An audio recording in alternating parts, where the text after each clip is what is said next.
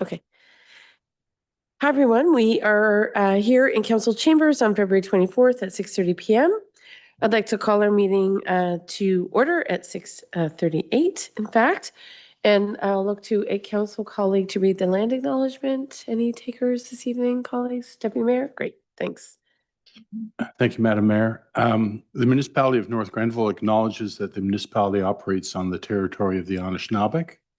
We recognize First Nations, Métis, and Inuit peoples who now call North Grenville their home. We respect and support the need for cultivating a strong relationship, and we commit to Indigenous-informed decision-making to foster the path towards reconciliation. Thank you. So it's just some quick opening remarks this evening. Just want to first extend our thanks to the Masons who organized another sold out wild game dinner this past Saturday right here in Municipal Chambers. Proceeds were shared with the Kemptville District Hospital, who was in attendance. And we really appreciate their steadfast commitment to this very unique and popular event. That's a bit of a destination experience for those in the region who are enthusiastic about wild game. A couple of quick reminders. This Saturday, Habitat for Humanity's Restore is having their summer party. Habitat's work in our community has made a tangible difference in the lives of many families. As council and so many in the community know, we do have a large Habitat for Humanity build here in North Grenville, and proceeds from the store continue to support that build and many other efforts in the region. Looking ahead, we know we also have an International Women's Day event right here in North Grenville. It's there's a couple actually. The United Counties of Leeds and Grenville is hosting their annual event here in Kemptville. They do so every second year. That sold out within very short order. And we also know there are a couple of other lunches and dinners being hosted by a variety of businesses and networks. So it's always great to see the community come together for a significant days such as that. Public engagement opportunities, again, just quickly, this Thursday, there's an in-person session at 5 p.m. on the Mobility Master Plan, followed by a virtual session focused on the municipal budget. The budget session is the second of two and is designed to be virtual to obviously reduce barriers and ensure busy parents, seniors, what have you, who may not be inclined to leave their home in the evening can or can't leave their homes are able to participate and provide some feedback. And finally, North Grenville Civic Award nominations are still open, but just until Thursday. If you know someone who gives back quietly, leads boldly, or makes our community better, now is the time to let us know. We always look forward to our Civic Awards evening. So with that, I'm looking to council colleagues for a mover and a seconder for the adoption of the agenda. Deputy Mayor, Councillor Wilson, thank you. Any questions or concerns in regards to the budget? I'm not seeing any. I'll call the vote. All in favor? Thank you. That carries. Oh my goodness. Did I say the word budget? Clerk, please interrupt me. Should I recall that motion? Okay. Budget is on my mind. That's what I can say, but thank you. Thank you very much for that catch. Please interrupt me anytime I misread a motion. Declarations of pecuniary interest and general nature thereof. Are there any declarations this evening in regards to perceived or real financial benefit or loss arising from this evening's meeting? I'm not seeing any, so we'll move on. And of course, we have Lori Huber. Is that right? Huber.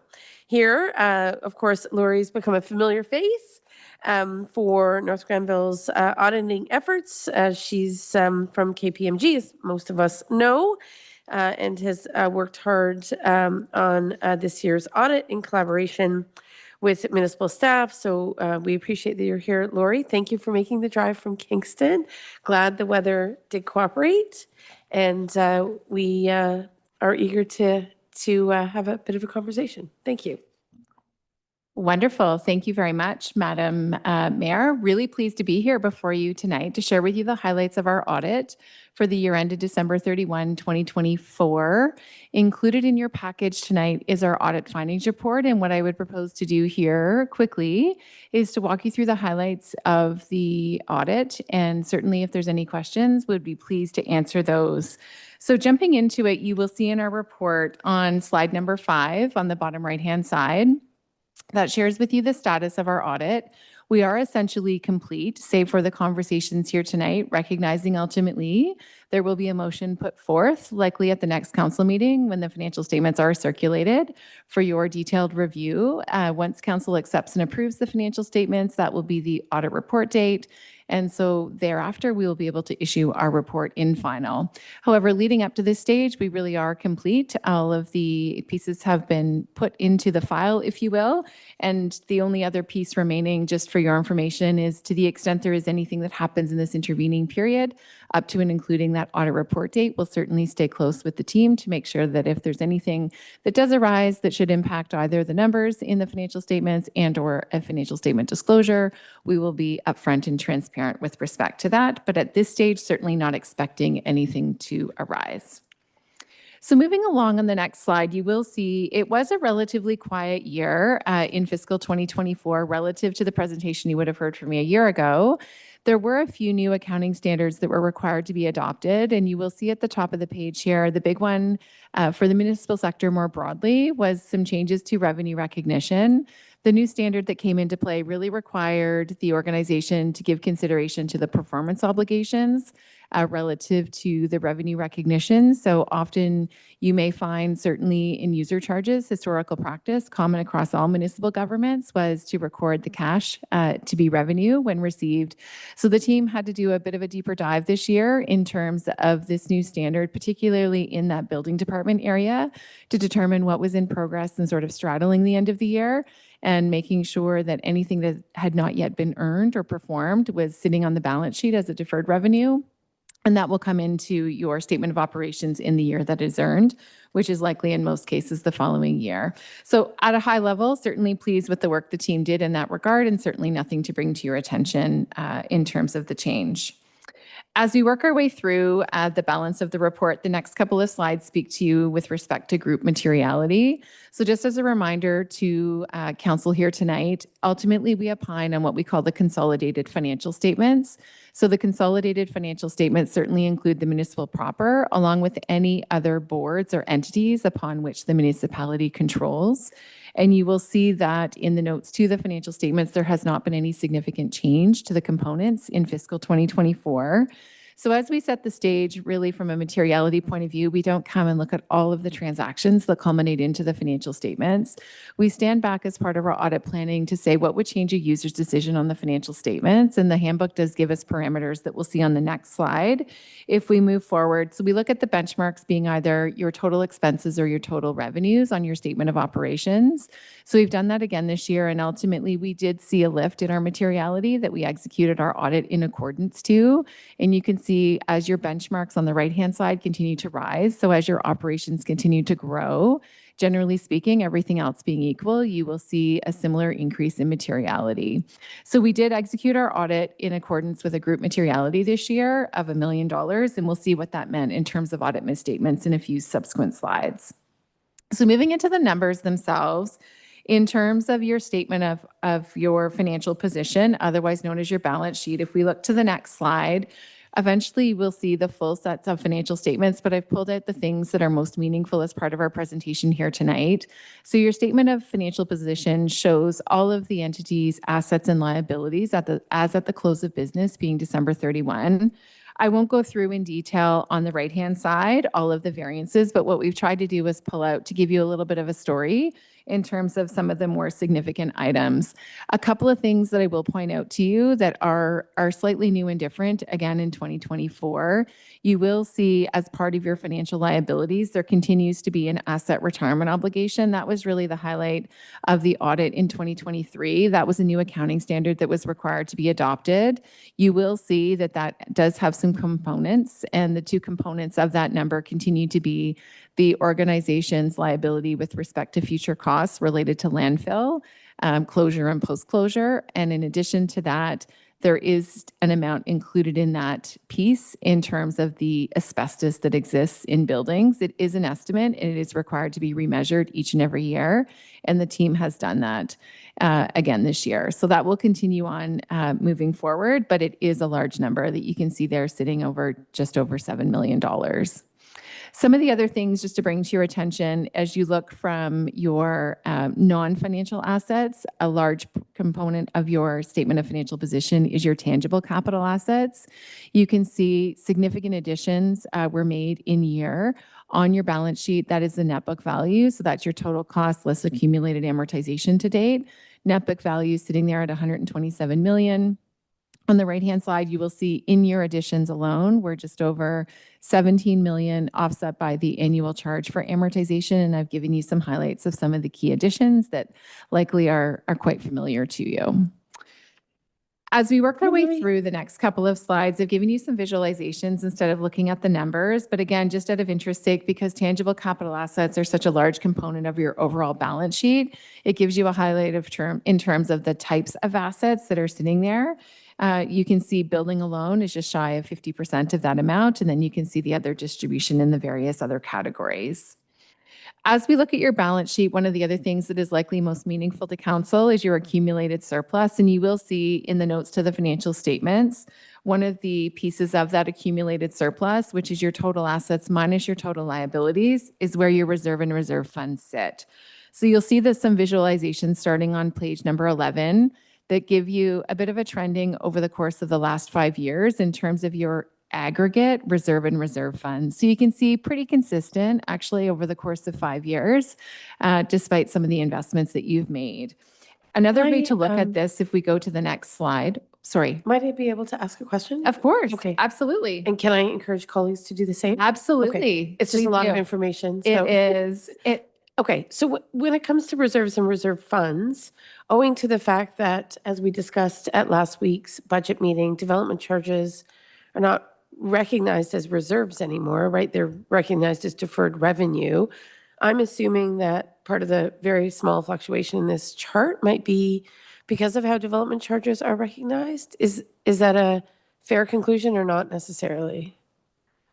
Very good question, and I will do my best to explain it. So actually, Madam Clerk, if we go back a few slides to the statement of financial position, this might be a little bit more clear in terms of where actually it was just where you were.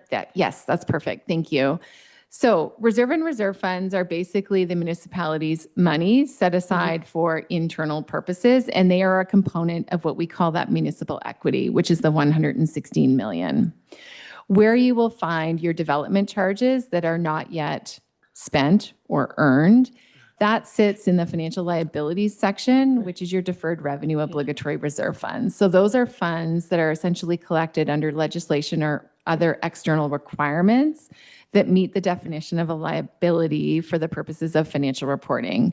So you can see, eventually you will see the detail of this in the notes to the financial statements. Pretty dramatic change there year over year. So you've gone from 7 million to 15 million. And I'm just going to pull up the details of that. And it will show us, and I apologize, you don't have this in front of you just yet. But in terms of the development charges in year, new contributions from developers were about $7.5 million. Interest is added to that fund, and then you made some small disbursements that were funded through development charges. So the short answer to that question is that they are separate and distinct, and they really don't intertwine at all. And if I might, I think what's confusing is we collect money, right, through a provincially recognized tool for development charges. And obviously, to your point, within 1 year alone, our development charge fund doubled, but it's recognized as a liability, even though the cash is collected, as it should be, until it's spent because of its the parameters within which it's to be spent, correct? So it's just, you can imagine someone looking at this, seeing development charges characterized as a financial liability. It might lead them to believe that, in fact, we're carrying a financial burden when it comes to the development charges, when it's quite the opposite. I completely understand the nuance of why auditors are basically saying you've collected the money, but until you've spent it in a way that was intended, we're not going to recognize that revenue because of the confines within which the funds have to be spent. But for the purposes of the average person listening to this, the reality is this is money that we collect and that we will deploy for a variety of different purposes. Have I stated that correctly?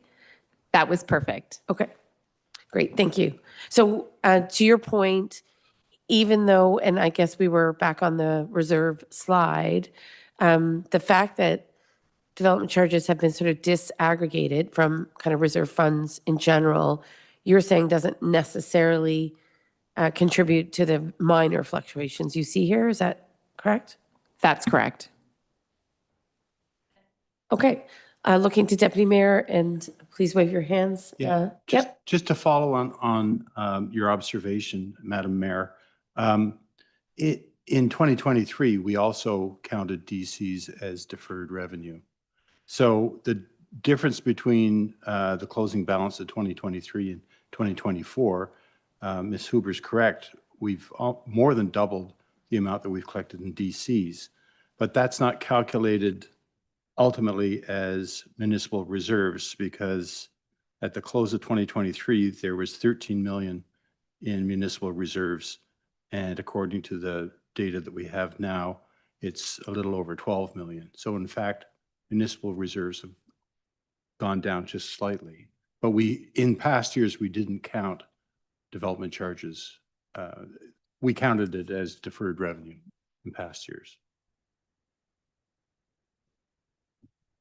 Through you, Madam Mayor, that's correct. Yes, the opening balance for your development charges at the start of 2024 was 6 million as a liability. And then just one other question to that end. So deferred revenue, obligatory reserve funds, note 5, speak to which funds precisely? So through you, Madam Mayor, there will be a table that you will see in the notes to the financial statement. So the individual captions, so provincial grants. So often you will get money from programs like OSIF. And so that needs to run through the obligatory reserve. To the extent anything is unspent at the end of the year, that will sit as a liability. There are federal grants included in there as well, like gas tax. That is one that is also an obligatory reserve. We've talked about the development charges, and then a new addition this year is related to building. And so there's two pieces here related to the deferrals for building. So to the extent the building department has a surplus in a given year, that surplus should be kept whole for the building department.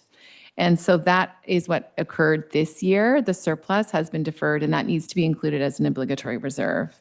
Separate and distinct from that is the new revenue recognition standard. To the extent you have any permits that are unearned at the end of the year, that doesn't need to go through your obligatory reserve. That should go through just your regular deferred revenue. So you do have a new category there this year that you will see in the table of about $500,000. But out of your 15 million in total, just shy of 14 million is your development charges.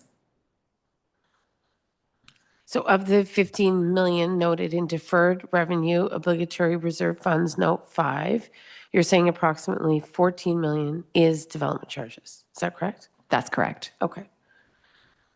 Great, thank you. Okay. Appreciate your indulgence of our questions, and we'll invite you to carry on. Okay, wonderful. So if we may, we'll carry on slide number 12. So one of the things that the province does when they ultimately get municipal financial statements is run certain KPIs. So we've included part of the KPIs that the province looks at as part of our presentation here tonight. So one of the things that they look at is your reserve and reserve funds as a percentage of operating expenses. I will say these KPIs from the province have not changed for a long time. So we're not here to debate whether or not that's right or wrong, but certainly based on the tools that they still use in their financial analysis. They look at this percentage and they would suggest from their point of view, anything greater than 20% would be green or good. You can certainly see trending over the last 5 years. This municipality has certainly been well ahead of that standard. So certainly from that perspective, no issues would be noted. I will also take the liberty to say, I often get questions at council to say, what does that number need to be? And so often I have a terrible answer to that because I can tell you that it's not a one size fits all. So it's not in a vacuum. It really depends on what you plan to do with monies in the future and some of the projects you're going to undertake in terms of your long-term financial planning.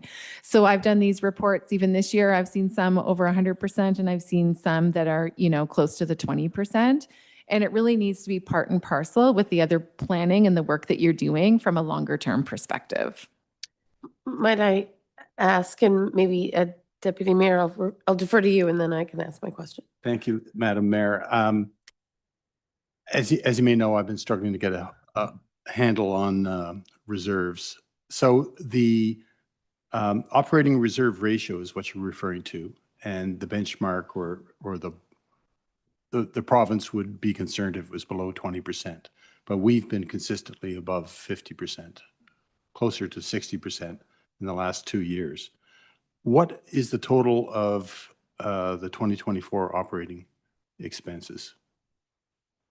So I'm trying to figure out what 60% represents in terms of operating expenses.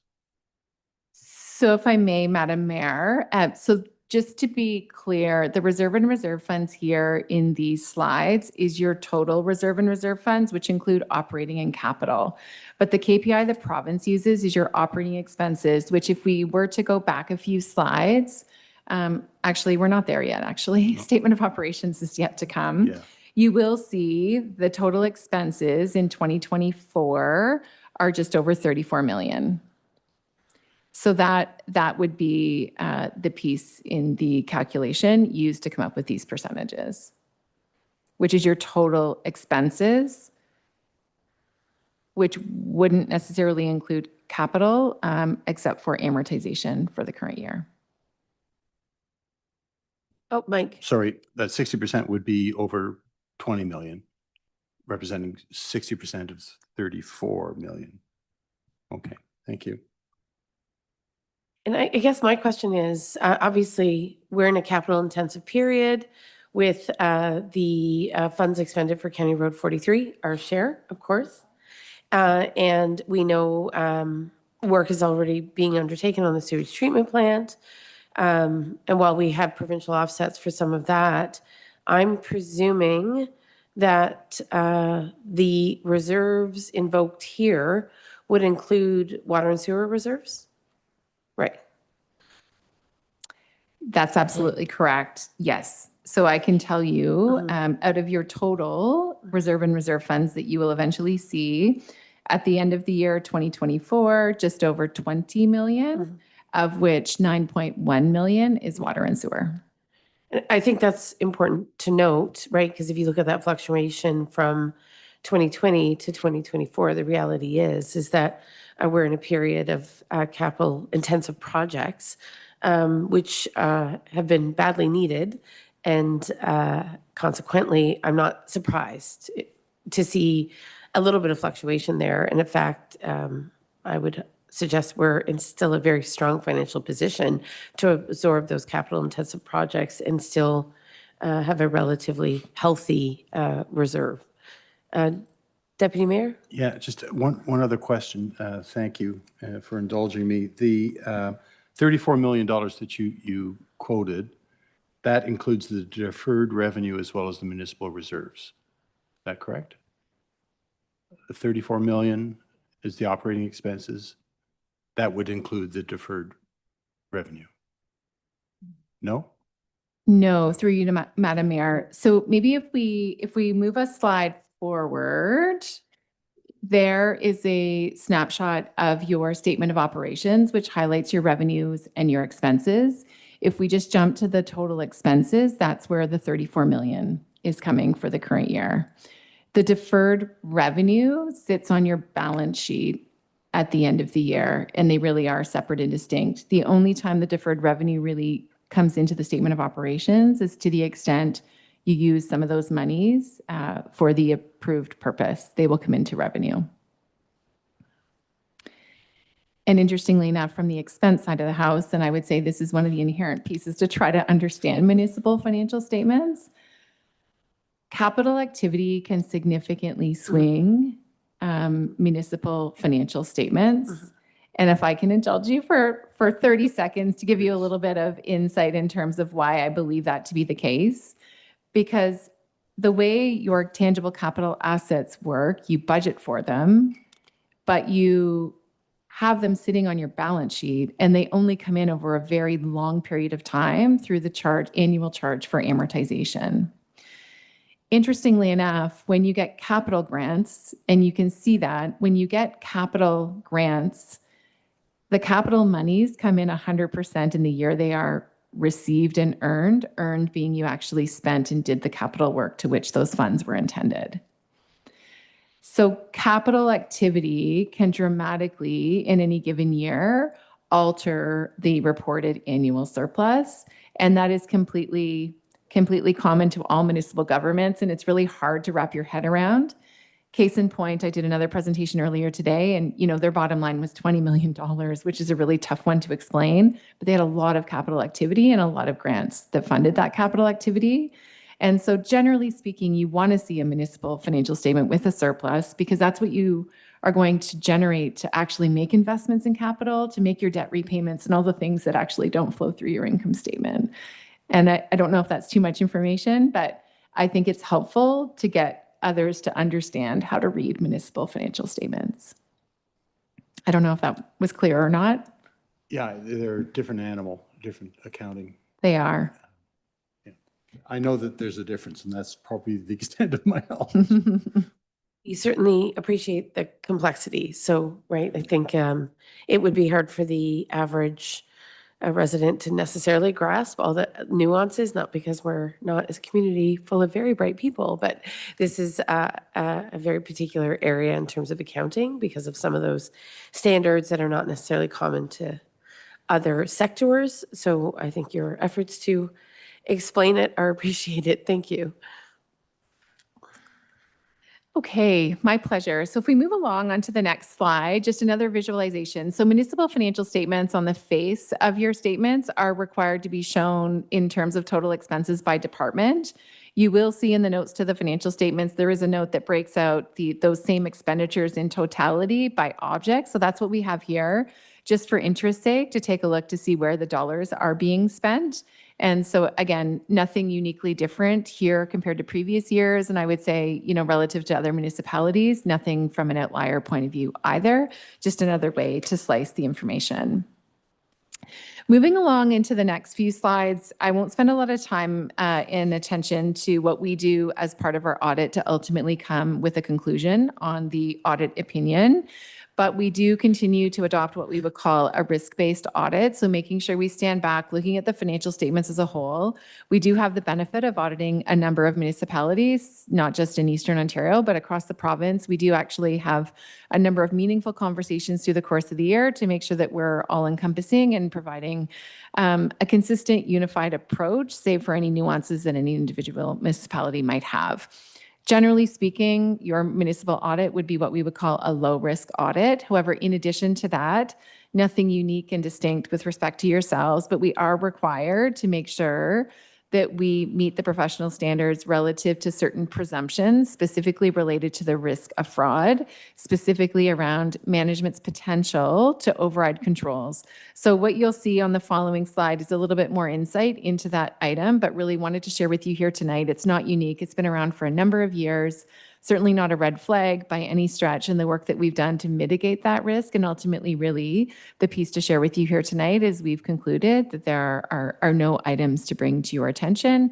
And certainly, we're confident with the work that the team has done to undertake the financial reporting exercise, looking at the reviews and approvals of segregation of duties, and all of those things. So again, not unique to yourselves, but it does require us to be vigilant with respect to that each and every year.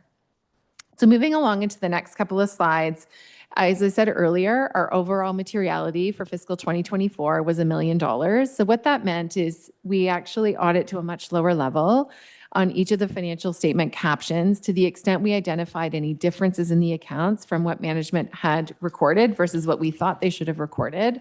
That threshold this year is $50,000. So that was really our bar to have a conversation with the team. I am required to share with you both types of audit misstatements, be it either those that are uncorrected, not included in the financial statements, or those items that are corrected through auditor intervention. So if we go to the next slide, you can see there are 2 items that we highlighted through the course of our audit work that are not included in the draft financial statements. One related to WIP assets, so work in progress assets, which is a component of your tangible capital assets. But WIP, because they are in progress, does not generally record amortization. The team missed an item that had been put into use and not amortized. So we picked that up through our audit testing. That was just shy of $290,000. And then the other item relates to the asset retirement obligation that does require remeasurement each and every year for annual inflation. So the combination of those items, as you look at your statement of operations, the impact on the reported surplus versus what we would have expected to see was just shy of the $290,000 relative to materiality of $1 million. Certainly no impact on the financial statements. We've had good, robust conversations with the team and are confident that those will be rolled into fiscal 2025 financial statements. And if I could just ask, when those things happen, which I hear you saying is fairly standard, largish budget, of course, I can only imagine the complexity of keeping an eye on all aspects. What do auditors generally suggest to management teams in regards to some of those items that get picked up in an audit? Like, how do you control for those things moving forward? Because I'm sure it's a learning, right? I'd just be curious if there are systems improvements, or is it a capacity issue? Like, what do you normally recommend to municipalities in these situations? That's a great question as well, Madam Mayor, and perhaps I will start, and perhaps maybe I would ask the CIO if there's any insight that she would want to add to my commentary. Through the course of the audit, you will see, we were almost there, is the control deficiencies. So one of the communications that is sort of a byproduct of the audit is our annual letter to management in terms of areas of best practice or performance improvement. So typically, when we identify misstatements through the course of the audit, we will have a conversation with the team in terms of how to remedy those items in the future. And our annual management letter is a live document. So what I mean by that, ideally, it's not issued and shelved. So as part of that exercise, each and every year, we also include an update from our perspective on items that were raised in previous years, ideally to see traction gained in the right direction to remedy these items. So hopefully that provides some context in terms of what we provide. And I can say in advance of today, certainly had a great conversation in terms of a final meeting really with the team to walk through each of these items from an observation perspective and the plan forward. I don't think I have anything to add to that, Madam Mayor, unless there's a specific question. No, I think that's helpful. Thank you very much. Okay, so just briefly on page number 20, we spend a lot of time and effort, obviously, on the numbers, but a financial statement audit does require us to make sure that we have a good handle specifically around the systems, processes, and controls that culminate into the financial reporting process. So we've done that again this year. My requirement from professional standards is to make sure that I have an upfront and transparent conversation with yourselves to the extent we identify a significant deficiency in internal controls. I have not made that determination this year. So again, another positive result based on the outcome of the external audit. And the other piece that is provided, as I previously mentioned, is our management letter. Without going into a lot of detail in the next couple of slides, page 22 is a bit of preview. It's a bit early. This is the 2024 audit, but there will be some changes coming through in 2027, January 1.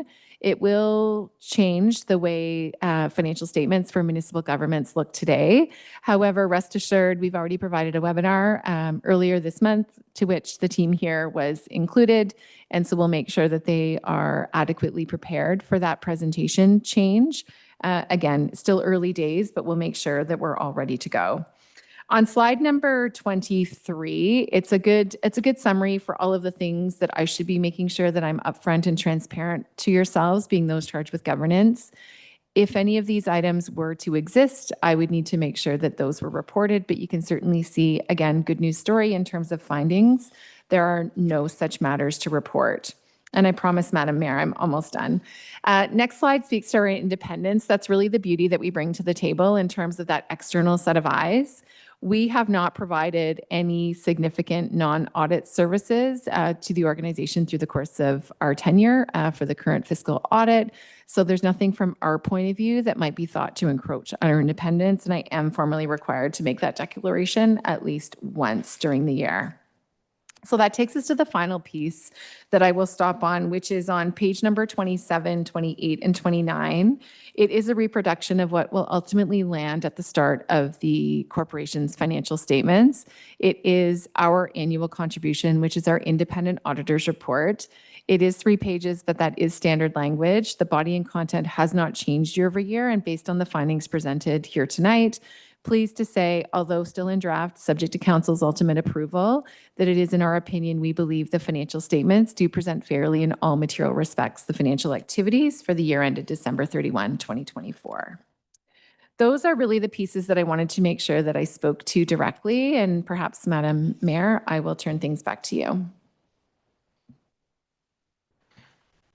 Thank you. And again, of course, we appreciate you being here, Lori. I know that the financial statements were not attached as a part of this presentation. So I think Council, speaking with the CAO and Ms. Uber before the meeting, she's agreed to be online for the presentation of the financial statements themselves, which will occur on March 3rd. So I believe part of the conversation this evening is incomplete because we can't sort of take it to that next level. I did want to ask Council one more time if there were any questions in terms of the presentation of the audit. Yes, Deputy Mayor. So my understanding is until the financial statements are presented, we can't really land on a surplus for 2024. Is that correct? Through you, Madam Mayor, I would say barring something quite dramatic and significant happening in this intervening period, in our point of view, and I think management would agree, the numbers are solid. And what would be the number for the surplus for 2024, if I can ask? Or what? I mean, I see a slide that says prior year total expenses, prior year total revenue. Is that the basis on which the surplus would be calculated in this instance? No. Unfortunately, through you, Madam Mayor, it's not as straightforward as you could envision. So perhaps I'm looking at the CAO. There is no disclosure to reconcile how you budget to how you report, and I think it might be meaningful to delay that item in full certainty. If I may, Madam Mayor. So there is on slide 14, an item that is identified as your annual surplus, the draft financial statements, also support with some background, but looking at the annual surplus versus any carryover items which pull into the 2025 are part of the formula in the conversation moving forward. Indeed, but the accumulated surplus, as I see it in the 2024 budget, is $3,500,000, right? That's certainly what this current chart reveals. Am I reading it correctly? Madam Mayor, yes. So $3,564,283 is the item identified as the annual surplus on page 14 or slide 14. But as I said, there are certain capital projects that were not completed prior to the end of the fiscal year 2024, which we will identify and get that with the assistance of the finance department at a later date as we move through the budget process. So we will make sure as we continue through the budget deliberation process, we have a specific identified annual surplus, less out any standing capitals. Obviously, we appreciate this, and I know Ms. Dunlop, we've had this conversation. Knowing what that number is ultimately will be very helpful in terms of some of our deliberations. So appreciate that there may be some fluctuations, but as it's presented in this moment, the number I'm reading is 3,500,000 and a little bit. So we appreciate that. And is that typical year over year? I can't really tell because we're only looking at one audit here. I don't know what the fluctuations would have been from previous years. 2023 is 4,300,000.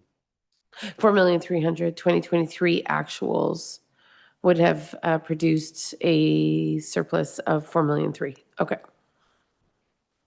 Is that an accurate reading of those statements? Yes, Madam Mayor, you're absolutely correct. I was just looking to see the budget reconciliation note that will be included in the financial statements. Yes, 3.56 is the number. It is off from your budget, but you don't necessarily budget for amortization. So there's a reconciliation to get from one to the other. And this is only the in-year activity. And to the CAO's point, there is ongoing capital activity that needs to be accounted for in the carry forwards. But certainly from this document, absolutely, which is one of the pieces that will go into the analysis for the budget. This piece is done. And might I ask also, while we're just talking about revenue and expenses, River Run Phase 2 assumption of 593,000. Ms. Dunlop, can you speak to that just to help me understand what that means? Certainly, Your Worship, and if I misstate something, I would call Director Finley to assist. So River Run is a subdivision within the municipality of North Grenville. If it is an asset that is new to the municipality, it is the assumption of those subdivision infrastructure assets which transfer from developer to municipality. And thank you very much. And when I look at Oxford Village subdivision fees, those would be distinct from development charges. That's also on page 14. What would the subdivision fees be? Would it be building fees? It's under revenue point 2 on slide 14.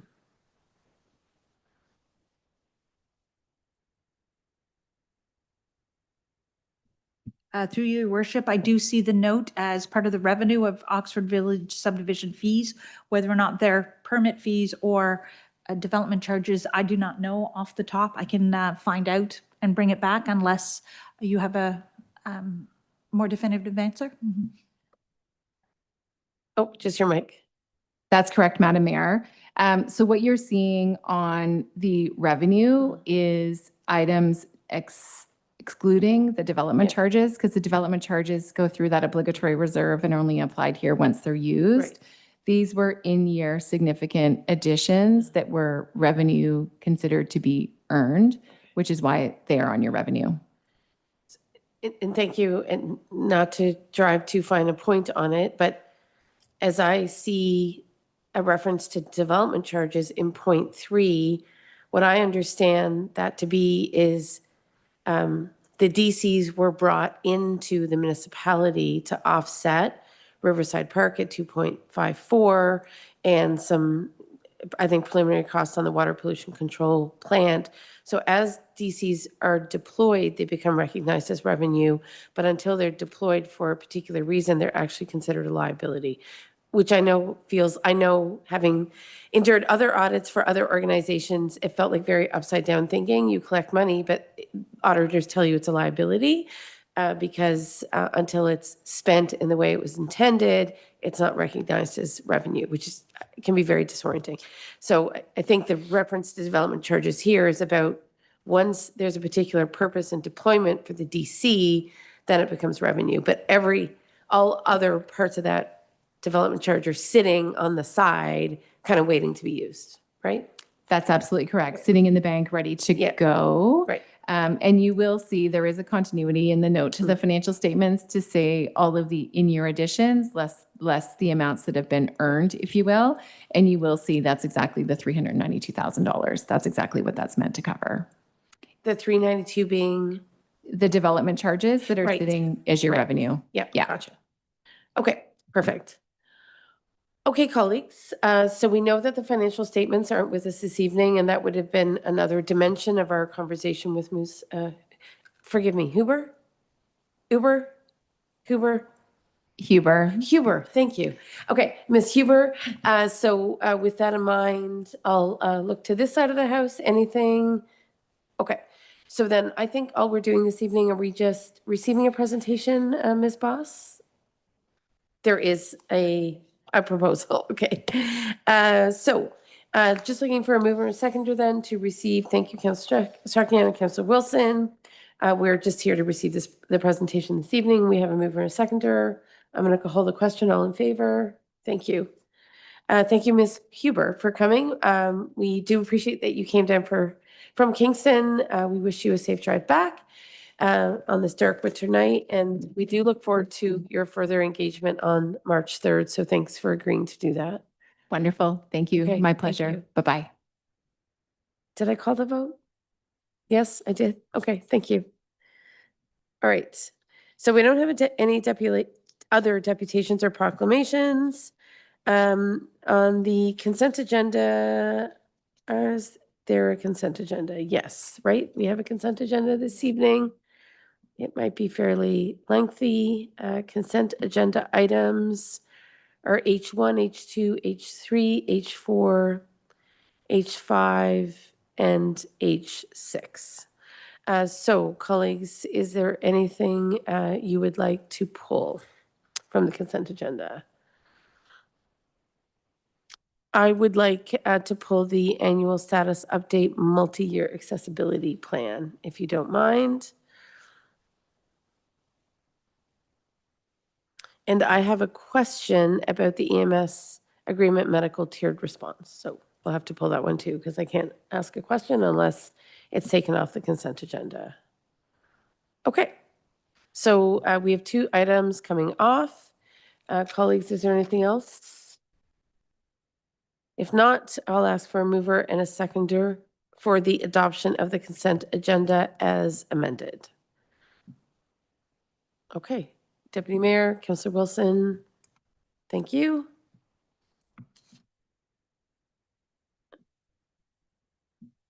Okay. And with that, I'll call the vote. All in favor, please. Perfect. That carries. Thank you very much. Thank you again, Ms. Huber, for your time this evening. Okay. So in regards, so we can move then, I think, to the annual status update for the multi-year accessibility plan. So I know that the provincial requirements are such that we need to sort of demonstrate kind of robust effort and ongoing improvements to the extent possible when it comes to accessibility. And I wanted to highlight that I think the Armory is an example of a municipal facility where we've created sort of, I think, or enhanced accessibility in a way that I think has been meaningful to the community. And to that end, I was looking for Ms. Boss, maybe not this evening necessarily, but I was looking for some insight into how we report on our progress, that annual status report. I know that what I see here is a status update, so we're still on our way to, I think, completing that multi-year accessibility plan. But I know sometimes, having sat on the county's accessibility committee as well, there's a lot that we can't undertake by virtue of limitations and resources and what have you. But where we have made some meaningful progress, I think it is important to create the conditions for that conversation. And in a discussion this past fall with a resident who has significant accessibility needs, there was a hope of being able to support some of the conversations around the official plan in a way that might reach residents who would not have typical ways of participating in the process. So I'm just wondering, and maybe through you to, Ms. Dunlop, we can have a conversation about how to create the conditions for these sort of major consultation processes to incorporate the voices of individuals who have significant limitations in communicating, but are very much paying attention through, assistance by caregivers or through the ability to use digital technologies to sort of understand some of the major policy thrusts of the organization.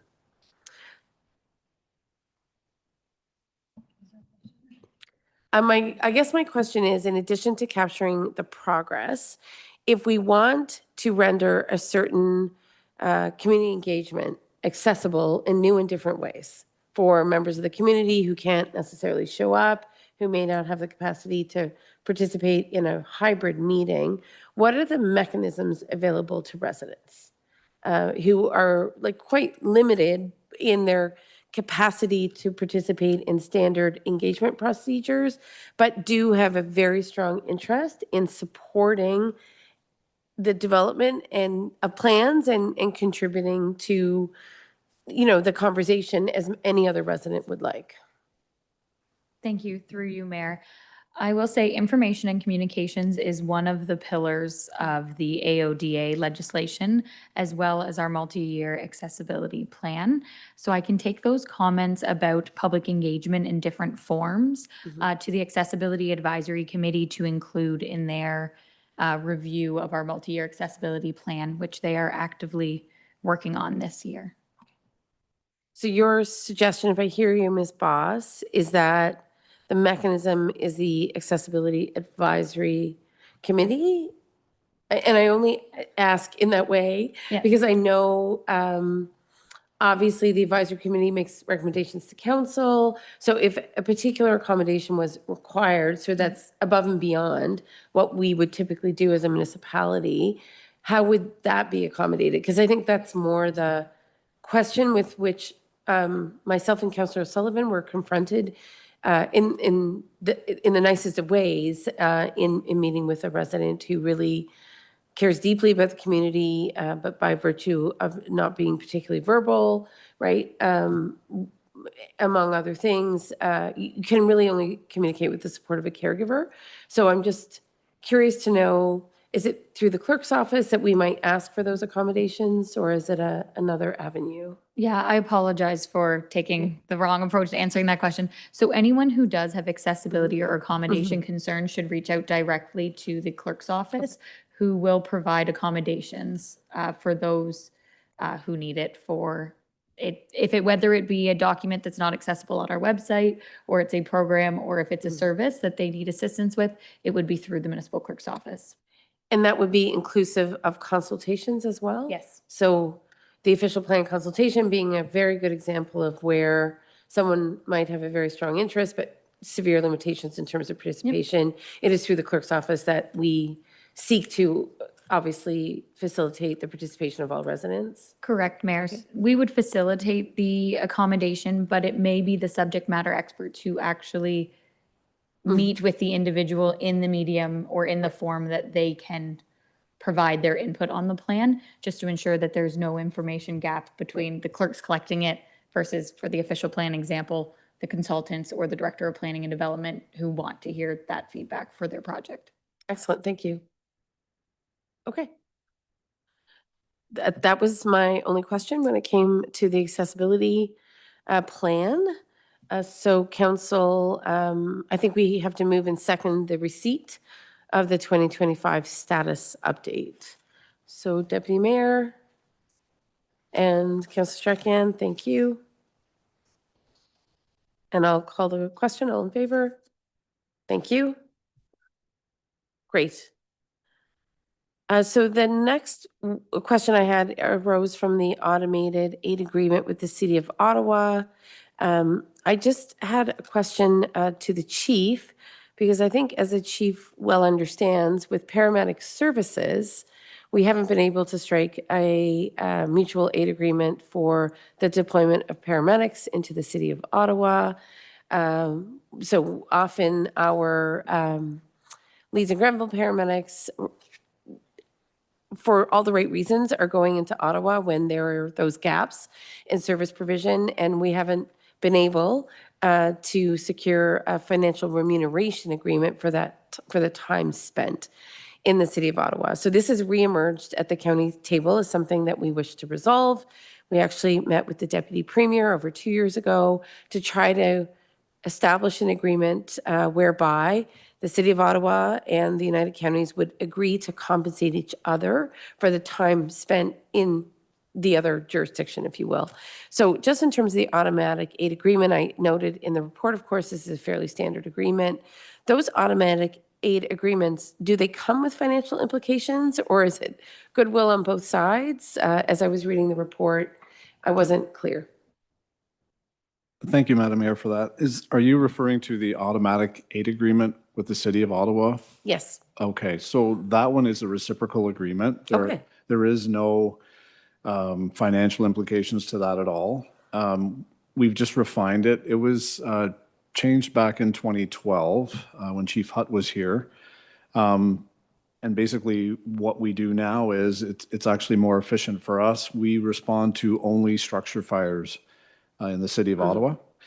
They reciprocal back with any of the 1006, which is more of all the tech rescue things, ice water rescue. They back us up on that, as was proved about a month ago here on the river. And so there's no financial implications. It's just simply cleaning that up a little bit and kind of streamlining our response to just structure fires. So does this mean that you don't respond to vehicular accidents and what have you? Or you're narrowing the footprint for when you respond to a structure fire? I believe if they do call us, if they want us, we'll respond. But I think in terms of the automatic aid side of it, we are automatically called to a structure fire. I believe on their side, we had nothing. This is what the chief there came to me with. And, it works in our favor. So I think they've restructured some different deployment there in terms of, motor vehicle accidents, medical assists. However, if they do need us, we're here for them, obviously. Great, thank you. And I guess that was my question, like what's the difference, right? And I saw the highlights in the report, but Right. There's an extensive agreement as attached to this bylaw, which totally makes sense. And I was trying to figure out what meaningfully is the difference from the perspective of the fire service when it comes to this agreement versus past agreements. So thank you for that. I think the only difference that's really come out of this particular side of it is just the sheer response only to structure fires. That's our difference. Whereas previously it would have been everything? Everything. So pretty motor much. vehicles, Yeah, any emergency, if you Correct. will. correct. Okay. Yeah. And why do you think the city of Ottawa was motivated to rely less on North Grenville? I think just because they're expanding their services. I mean, we have North Gore's fairly close to us, their stations that way. So I think they were able to streamline their responses, and that's what I'm to understand from this agreement. And maybe just requiring less for us to respond to those calls. On a practical side of it, I know I can speak from experience on this. We, for the smaller calls like that, we very seldom, by the time the dispatching goes through and everything is done, by the time we actually get on that scene, there's very little difference in time, because they would get dispatched first, and then it would go to our dispatch. And by the time our dispatch dispatches us and we deploy, they're already probably on the road. So, there usually results in very little time difference there in terms of response, of arrival on scene. So with structure fires, because of the nature of the call, it's very important to get there. Someone gets there as soon as possible, obviously. So for these bigger calls, I think that's where they're looking for us to respond. Okay, that's helpful. And there's no financial remuneration on either side, is that correct? That's correct. And we're on the good side of that. We work well together with the City of Ottawa just due to our relationship. And there is absolutely no cost. And what I'm hearing you say is that by virtue of narrowing the scope of where North Grenville would provide that aid, that automated aid, it significantly reduces the burden on our service? And Is so- significantly the right word, or somewhat, maybe? Somewhat, and I would also say that it reduced costs because we're not running to that scene to get there right with the city of Ottawa, and then we're turning around and coming back, but still paying our firefighters for going to that call. So it tends to streamline our services a little bit as well, and makes for a more efficient deployment, for sure. And were they, was Ottawa coming to us with the same frequency for automated aid? Because they're, the service that they provide, we'll use the example of ice water rescue, so high risk, low frequency. They're not, I would say we go to probably visit them more than they come visit us, only because of the nature of the calls that they're doing.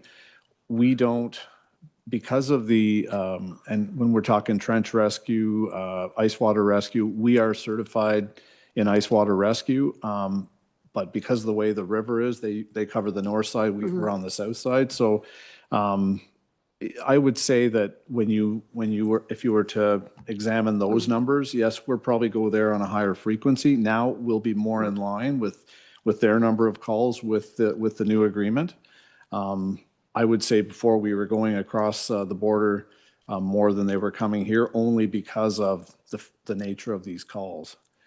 Theirs being more technical, they have the training for some of the more specialized 1006 tech rescue, calls versus what we have here. Interesting. Yeah. Okay. Okay, thank you. I appreciate your efforts to articulate that just in light of the ongoing discussion at the United Counties. I was curious how this had played out and what the motivation is. And I can only conclude that maybe the fire service at the City of Ottawa felt that, to your point, if they were making significant investments in their own capacity to have an aid agreement that perhaps more than necessarily relied on our service was not in their best interests. I don't know if that's... Yeah, that's fairly accurate. I think everybody, even the other tiered response agreement from the United Counties, their response protocols are changing as well. Right. So they're streamlining those, which is reflected in Yes. the agreement. So, which again, we've proven many, many times that when we respond with an example, just the other night, where we're pushing ambulances up driveways, things like that, shoveling them out, trying to get them turned around, and assisting at the same time with CPR on a patient, we're all working together very, very well. So we've proven that time and time again. The new agreement, both of these agreements simply just streamlines those efforts. And I know that their response protocols have changed. They've changed from numbers, to colors now. So they're changing there. There's Next Gen 911, as you're aware of as well. So everything is changing in that regard. So therefore, they've just cleaned up the agreement. Again, their tiered response agreement was from 2012 as well. So a lot of years that it just needed to be cleaned up a little bit. And these two agreements just reflect those changes. Great. Thank you. Appreciate the conversation. So do we have to receive, or yes, we have to approve, I would imagine. And then when it comes to the motion in regards to the automated aid agreement with the City of Ottawa, council colleagues, the motion is that council enact bylaw 2126, being a bylaw to authorize the mayor and chief administrative officer to enter into an agreement with the City of Ottawa for automatic aid. Looking for a mover and seconder, Councillor Strachan and Councillor Wilson. Thank you very much.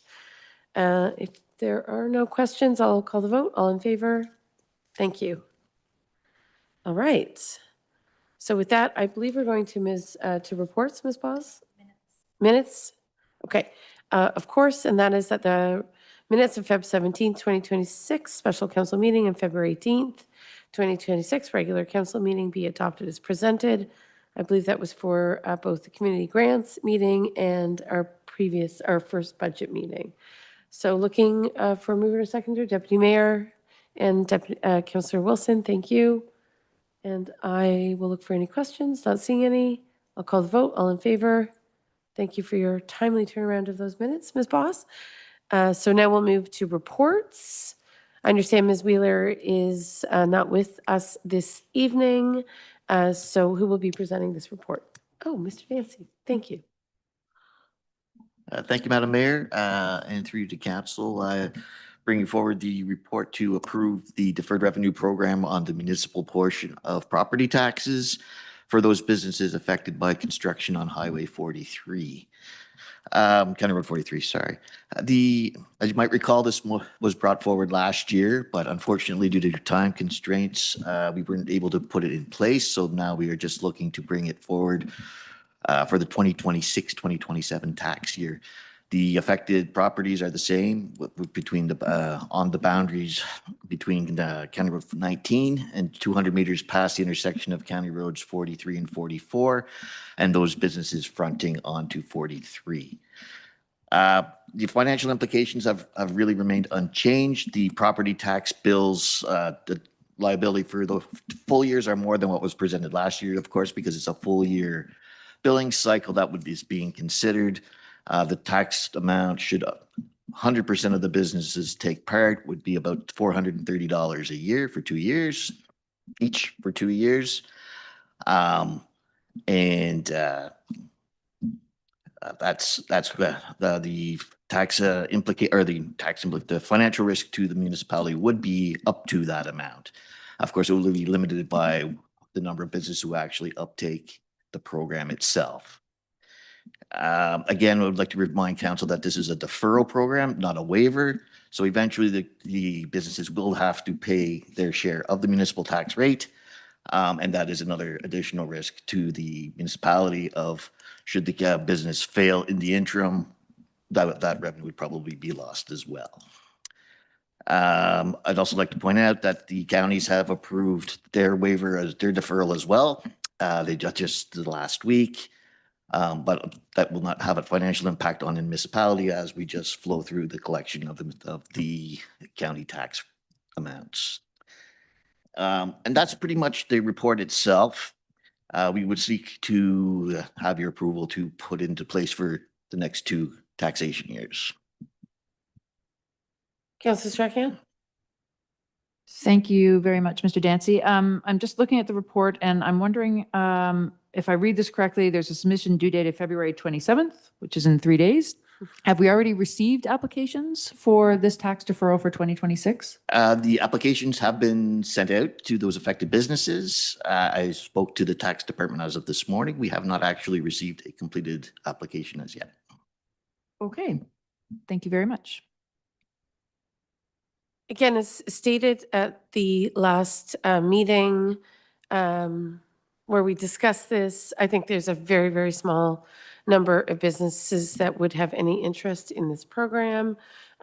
When we have our periodic County Road 43 business meetings, we hear more often than not that businesses are doing quite well and there's no need to avail of the program. However, there are a small number that have expressed interest, not necessarily a desire to pursue an application, but an interest in the program. So I think at this stage, we do need to at least promote the existence of the program. Well, my understanding is there hasn't been a single completed application. I also understand that by virtue of the counties not having properly sort of adopted an appropriate timeline for the implementation of the program, it wasn't really presented as a viable option, if you will, for businesses. So there was a bit of, I think, confusion about whether the program actually was positioned to proceed. Councillor Wilson? Thank you, through you, Mayor Beckford, to Mr. Dancy. So these letters or applications went out to the business owners or to the building property owners? Through Madam Mayor, to Councillors Wilson, went to the property owners. The property owners are the ones who would actually apply Right. for this deferral. Okay, and as of today or this date, you've received none? That's correct.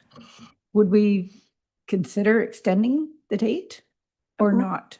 Ms. Dunlop and I were actually just having that conversation before council, so thank you, because you've reminded me that I think Ms. Dunlop would recommend a small extension. Just based on not hearing and Yeah, maybe they're just not exactly. catching A on lack of yet. awareness. Ms. Okay, Dunlop? thanks. Thank you, Your Worship. I would think that if consideration for an extension of the due date by 2 weeks, which would put us to March 13th, as well as I can get the Economic Development Division as part of the support for the County Road 43 businesses to go out and actively interact with the majority of those businesses. Councillor Strachan? Thank you. Through Madam Mayor to the CAO. The businesses may have an interest, but they're not the ones who are the recipients of the funding, and there's no trickle-down effect that's required of the property owners. So are the businesses the right people to be gaining the attention of, to lobby the owners of their properties, or should we actually be going back to the owners to get their attention? My apologies, Your Worship.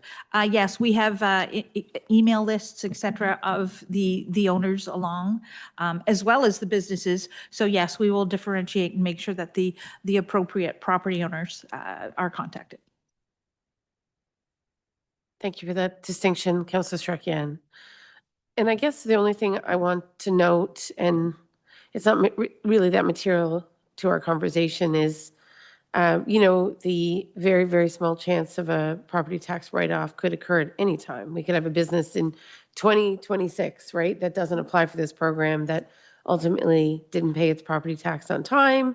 And with or without a deferral program, there's always risk of any property owner not being able to pay their bills for whatever the reason is. So while I appreciate that's identified as a risk, I think we already endure some amount of risk when it comes to the collection of property taxes. So from my perspective, I don't see that as a disproportionate risk, if you will, to the risk we take every day to ensure that property owners, commercial or residential, are paying their bills. So again, my understanding is this deferral program would be of limited, but highly limited, but potentially significant value to a very small number. At the counties, the question was asked of me, are we setting a precedent? Some of the mayors around the horseshoe asked that question. And I said, if you want your precedent to be a $45 million multi-year construction project on your busiest commercial corridor, be my guest, because I don't think you're going to find another project of the size and scope and tenure as what we've endured in 43. And I think it is fair to offer a little bit of relief where it might be meaningful. So I'm really thrilled to see this come forward, and I'm happy to share that my United County colleagues, despite some of the conversation around the table, were unanimous in their support. Deputy Mayor and Councillor Strachan. Okay, thank you, Madam Mayor. So I would assume that we would put a similar cap of $125,000, like any total deferrals would not exceed $125,000. And I wouldn't say it's relief because it's deferred. Thank you.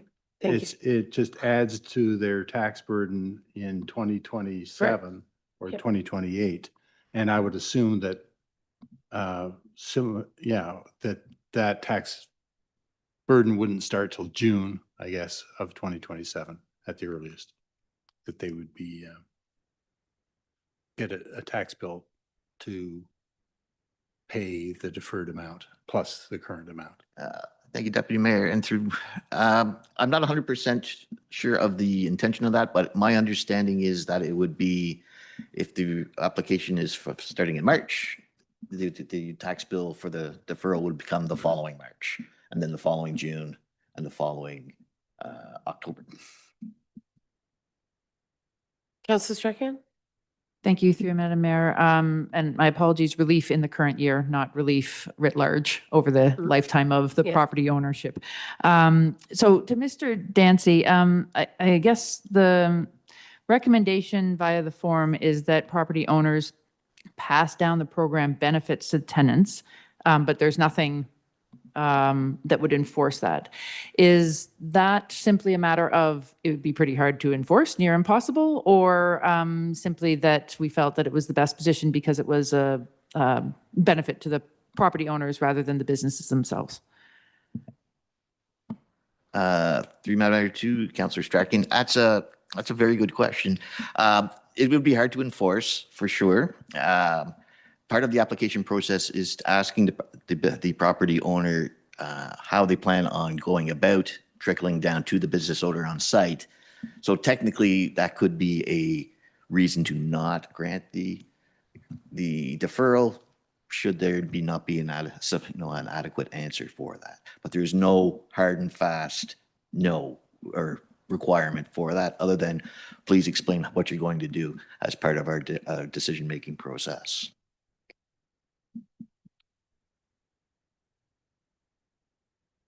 Okay, any other questions or comments at this stage? I'm not seeing any, so I believe we have a motion or a recommendation rather, which is that council approve the deferral of the municipal portion of commercial property taxes within the 26 and 27 tax years for property owners directly impacted by the County Road 43 expansion project. Can I have a mover and a seconder, please? Oh, yes, thank you. As amended. And as amended, I apologize, with a 2-week extension for the application intake. All right, That council directs staff to extend the application deadline to 2 weeks to March 13th, 2026, if that is acceptable. indeed. Okay, so mover and a seconder, please. Do I have a mover? Yes, Deputy Mayor? In the motion, could we include not to exceed 125,000 for the tax year? It's in the report. Yeah. So it's stated in the report. We can restate it if that's Well, helpful. it's a simple thing to add, and I'd feel more comfortable if it was part of the motion. Okay, feel Thank free to add. Yeah, thank you. Ms. Boss, do you have that? Okay, great. So will you move it then, Deputy Mayor? Okay, and I need a seconder. Thank you, Councillor Wilson. Any other comments or questions? Seeing none, we'll call the vote. All in favor? Okay, that passes. So we'll move on to Kennedy Road traffic concerns, and Mr. Finley has been so quietly waiting with bated breath for this moment. So thank you, Mr. Finley, for being here to speak to Kennedy Road. We appreciate it. No problem. Thank you, Madam Mayor. So the first report that I have is, as you mentioned, in regards to some traffic concerns in regards to Kennedy Road. Next slide, please. So just as a bit of background, council did receive some correspondence from a resident during the November 25th, 2025 council meeting with identifying some traffic concerns, and those concerns are attached to the report.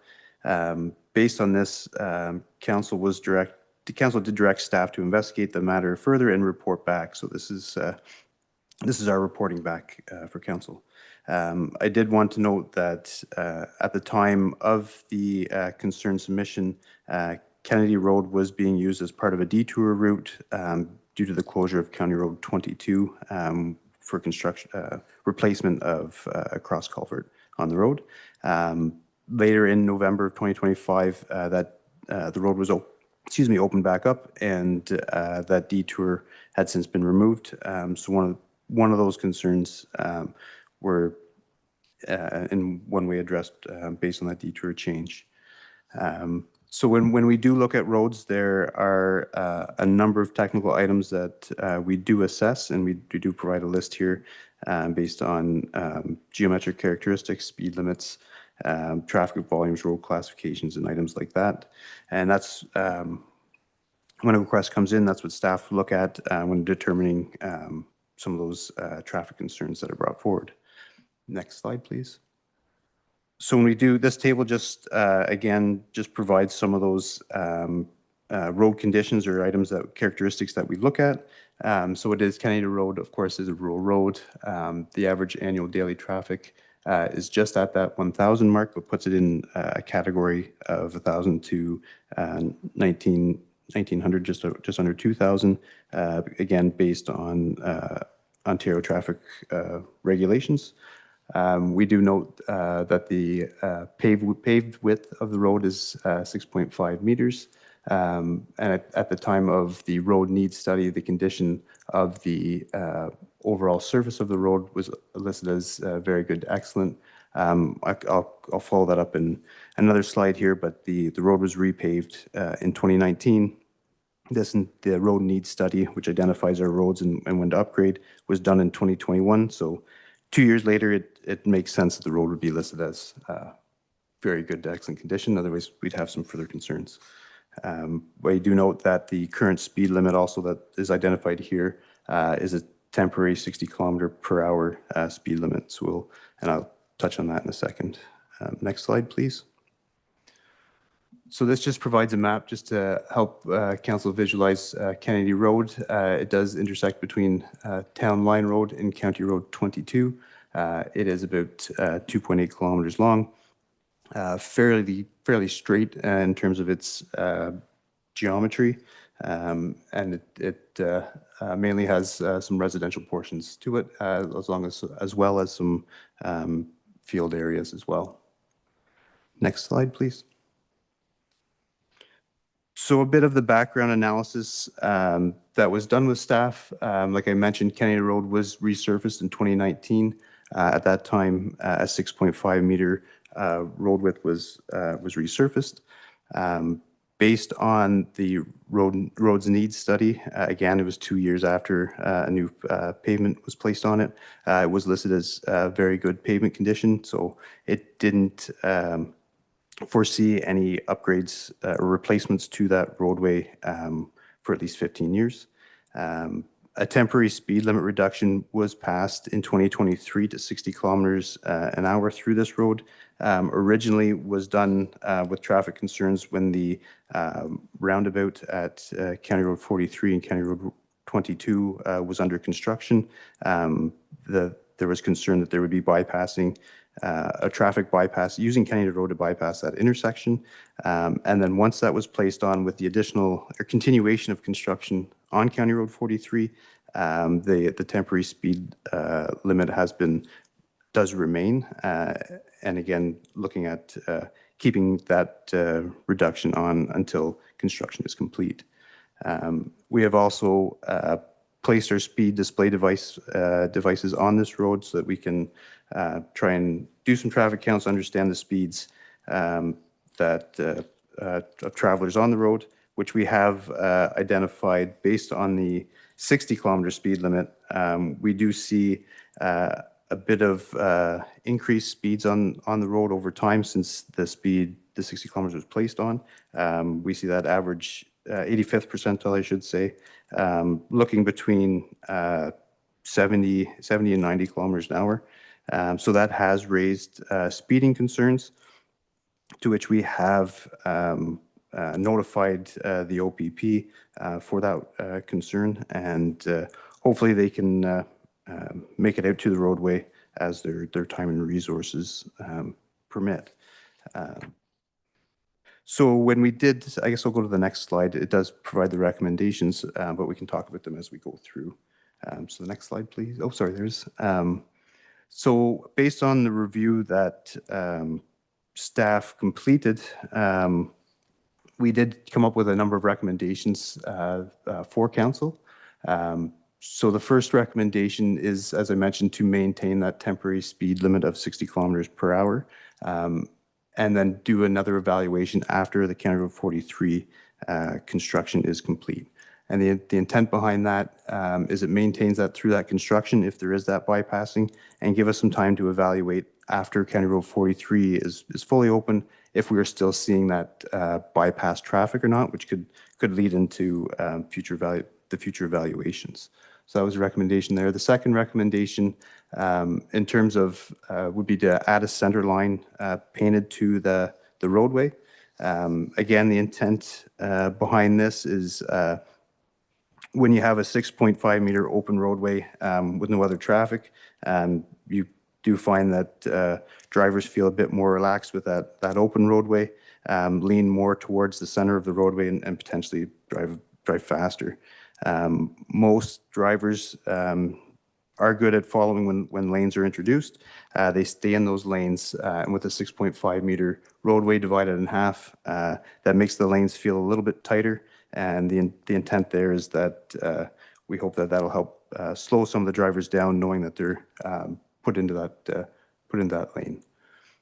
The third item that we are recommending or asking council to recommend is that the speed devices we put on right now are on a rotational basis. So we're only picking up certain times for this roadway of what the speed is, what the traffic is, and of course they're the speed display signs. So they'll show the speed limits to drivers. During construction, at least, we felt if we had those display signs up along with the center line painting, that may help in terms of providing some speed reductions on there as well. And of course, what we're looking at in terms of some pedestrian pieces, or if we can widen that roadway, is when we do look to rebuild the road, which is typically our time that we assess, we would look to see if we can gain some extra paved roadway that may help with some people for paved shoulders and items like that. So those are the four recommendations that we're making based on our review. There are two items that are ongoing operational that we didn't include as recommendations, but are important to note as well, that we will continue to communicate with the OPP and make them aware of any additional speed information that we receive, so that can help in terms of enforcement. And as well, there was some identified overgrowth in a certain area of the roadway that through our regular brush maintenance along roadways can be addressed just through our regular operations. So there's a number of activities that we're looking to do to see if this can help with alleviate some of the concerns, and I am happy to answer any questions. Council colleagues, Deputy Mayor. Thank you, Madam Mayor. Through you to Director Finley.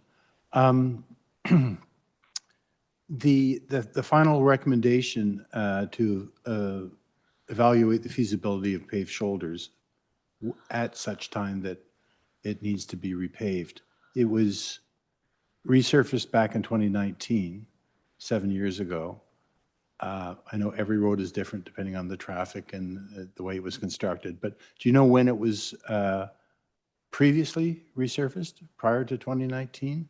And second part of my question is, how do you evaluate the feasibility of paved shoulders?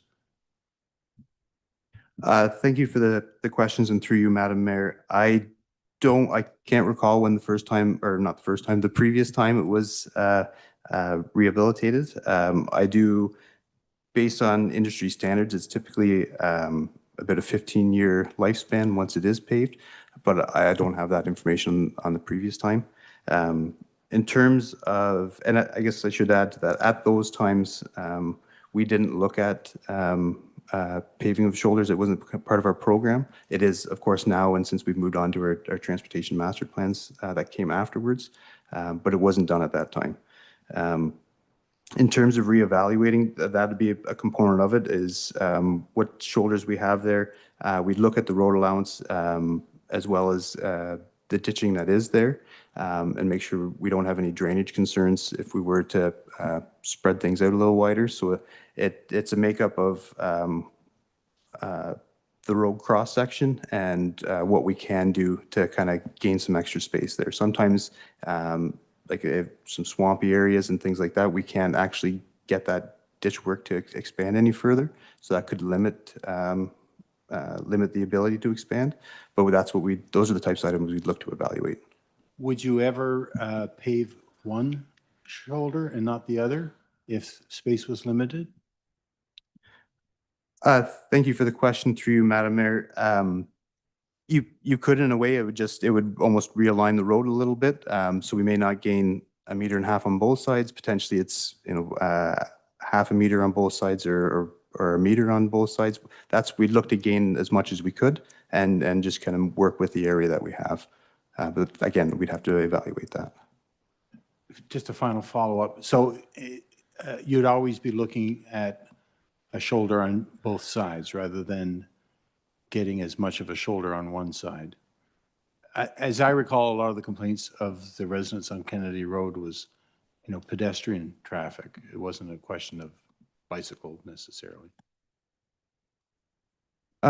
Thank you for the question through you, Madam Mayor. Yes, you do need a bit of a shoulder. It helps hold the asphalt, helps with drainage. So there is a bit of a structural component that we always have to take into consideration there. So there's always a little bit. But again, with the way our new programs that we look at now, we'll try and expand that as wide as we can when we do a rehabilitation. We don't have that evaluation right now.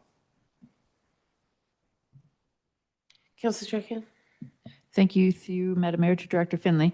Looking at this report, Table 4 is very telling of what's going on Kennedy Road. The traffic is steadily increasing, sort of a bit of oscillating through the seasons, but if you compare May to April to May, you'll see the numbers are increasing there, as well as the speed. And actually, the speed is what stands out most to me, because you have a significant increase of the number of motorists who are exceeding by at least 10 kilometers per hour.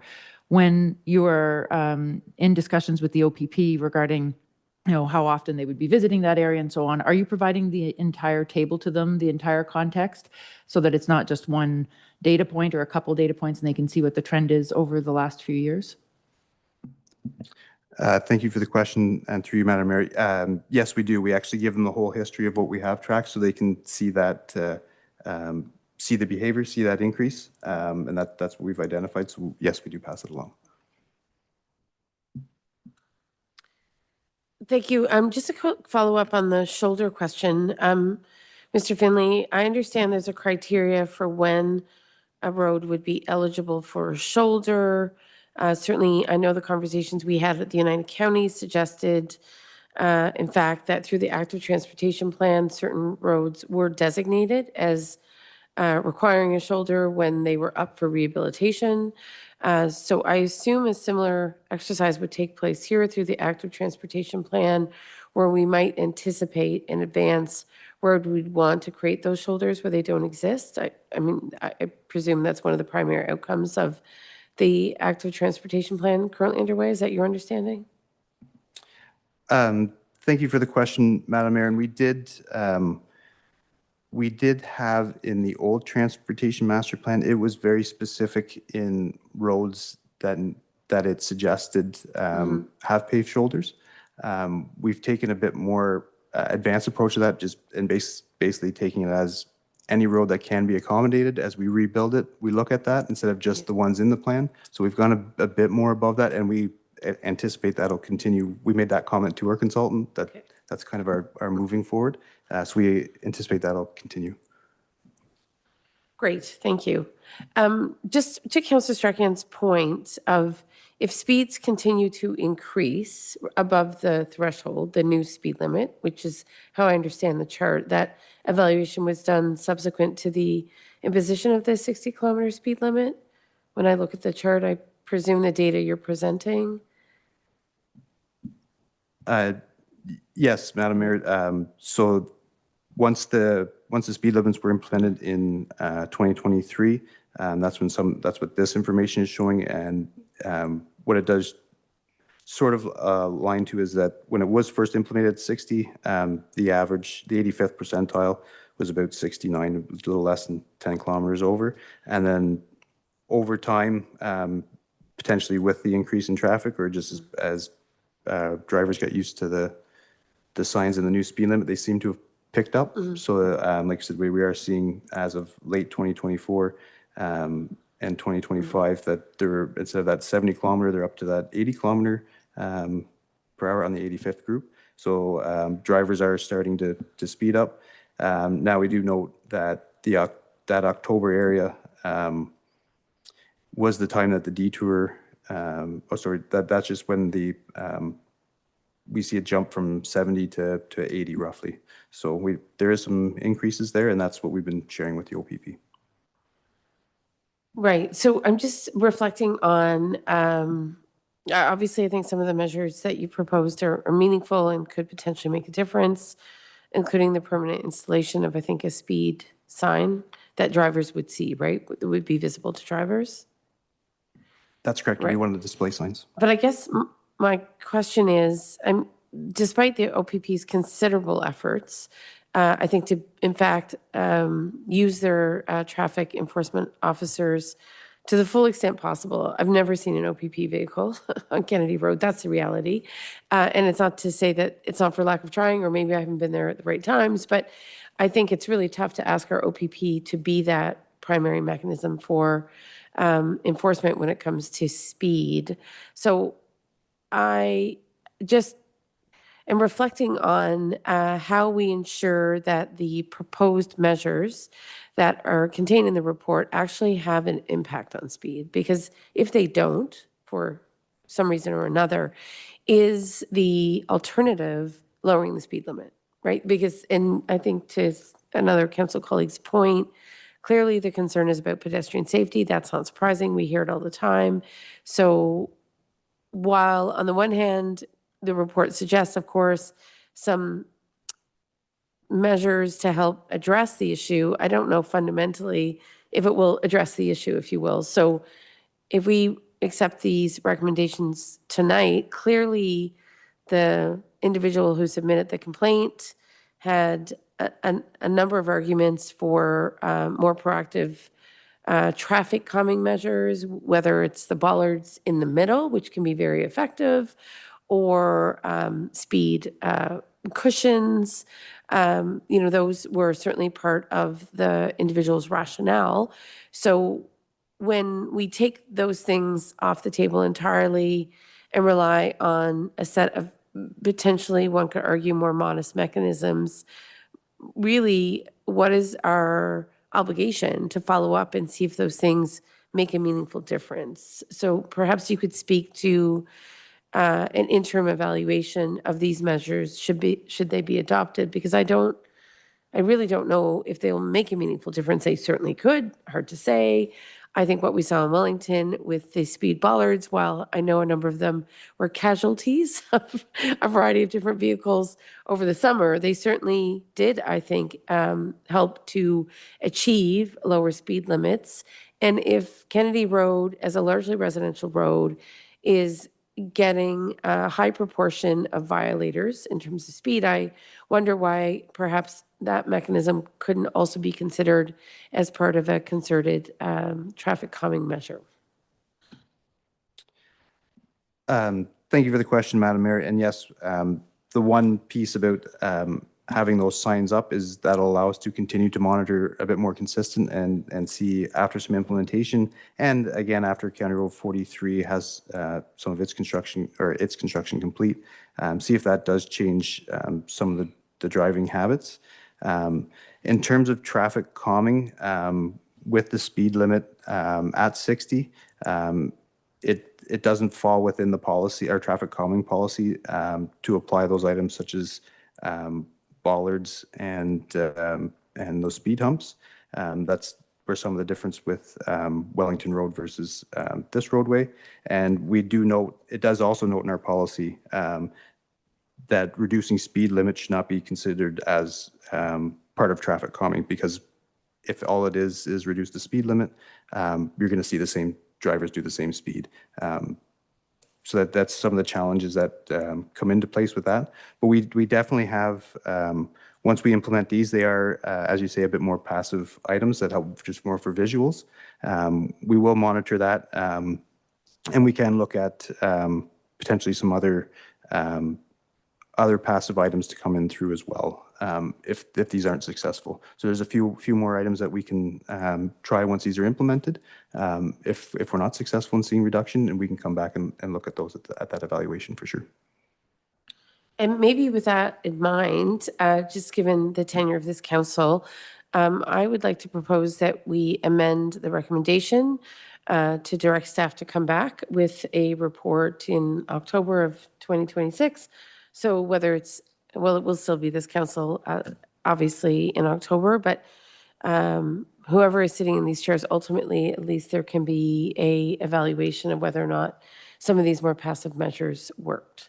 So if council colleagues are amenable to including that in the recommendation in terms of a report back we can say more generally the fall, Mr. Finley. I think that'll give this or a future council the opportunity to hear on the success of these measures. So colleagues, if we're good to proceed, unless there's any remaining questions. Yeah, through you, Madam Mayor, to you, Madam Mayor. If the Public Works Department was going to come back with an evaluation in October, is there currently a speed display device on Kennedy? I guess my question is, like, if there's not, when would it reasonably be put up? Thank you for the question, through you, Madam Mayor.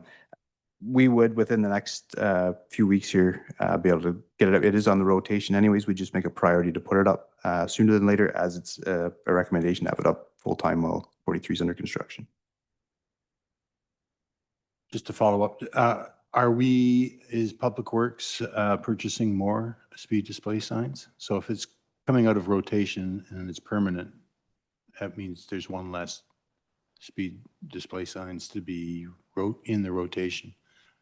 Is part of your budget include purchase of additional speeds display sign? Thank you for the question, through you, Madam Mayor. Not at this time. We weren't looking at purchasing more. We would look at just how we do our rotation. So we may have to, on the other roads, move the other ones around a little bit more. We'd operationally just work out our program from there, but we weren't purchasing more at this time.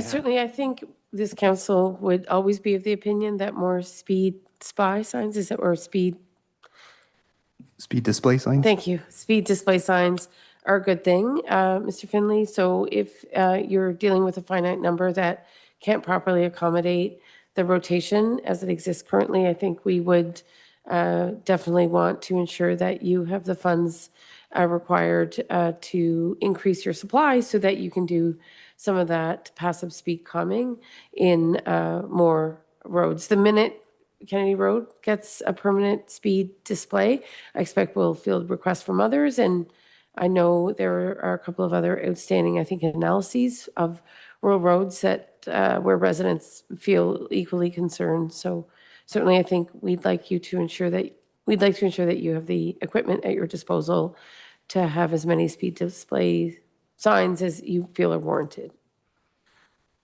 Thank you, Madam Mayor. We always appreciate council's support for adding Any and all. adding equipment to help us out. Yeah.